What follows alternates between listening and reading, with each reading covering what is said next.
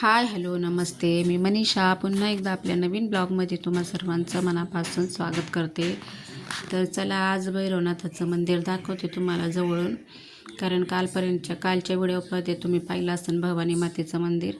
आता तुम्हाला भैरवनाथाचं मंदिर मी दाखवते जवळून. तर पाहू शकता हिरवंगार निसर्गरम्य वातावरण, नदी, ते खूप छान वाटत होतं. उन्हाचा कार होता. आम्ही नंतर ताई दाजी गेले घरी, मग मी आणि हे आम्ही दोघंजणच थांबलो. त्यांनी दर्शन ते करून ते घरी गेले. तर पाहू शकता भैरवनाथाचं मंदिर, मस्त अशा मूर्त्या आहेत आतमध्ये. तर मग दर्शन वगैरे घेतलं आम्ही दोघांनी, त्यांनी पण घेतलं आणि मी पण घेतलं.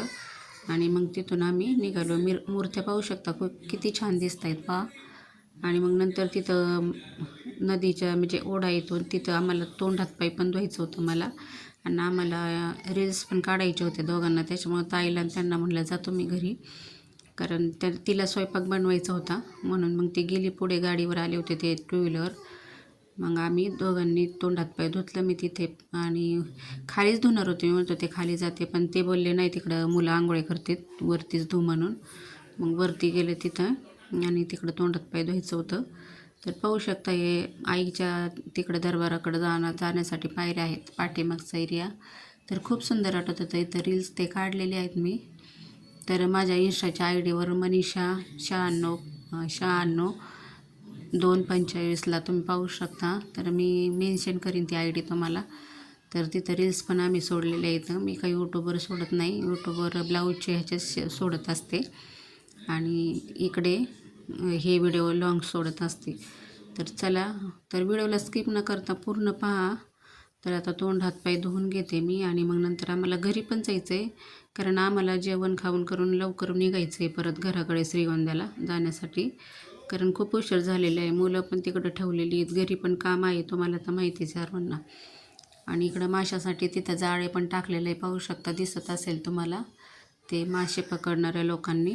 मग मी तोंड हातपाय धुतले तिथं वरती, आणि खाली त्यांची मुलं आंघोळ करीत होते. मग तिकडे गेलोच नाही आम्ही. पूल वगैरे तिकडं खूप आहे सगळं.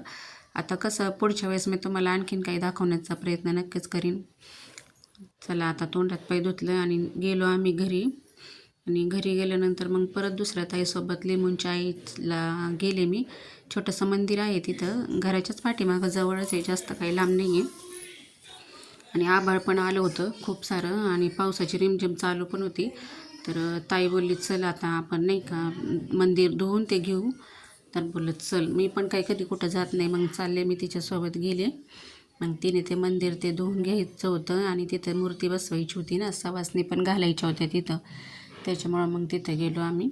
पण पाऊस पण येत होता, म्हणजे रिमझिम चालूच होती, एवढी काही मोठी नव्हती, आपलं थोडं थोडं, पण नंतर खूप मोठी आली. तर हे बघा, हे छोटंसं मंदिर आहे लिंबूंच्या. तर आता हे धुवून घ्यायचं आणि तिथं मूर्ती बसवणार होती ती. नंतर बायका पण इथं येऊन पाया ते पडून जाणार आहेत, आणि मग नंतर हे धुवून झाल्यावर आम्ही निघालो घरी. पाऊस खूप आला जोराचा. मग तिथंच बाजूला आहे घर आमच्या, म्हणजे असे गावातलेच आहेत, मग त्यांच्या तिथं थांबलो आम्ही पडवीला. खूप असा जास्त मोठा नव्हता येत, थोडाच येत होता, पण मग ताईला बोललं चल जास्त यायच्या अगोदर घरी जाऊ म्हणून.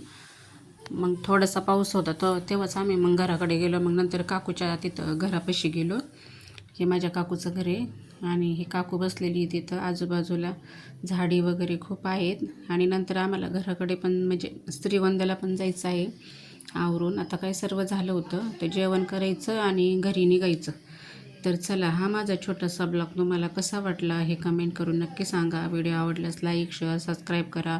पुन्हा भेटू अशाच एका नवीन व्हिडिओसोबत.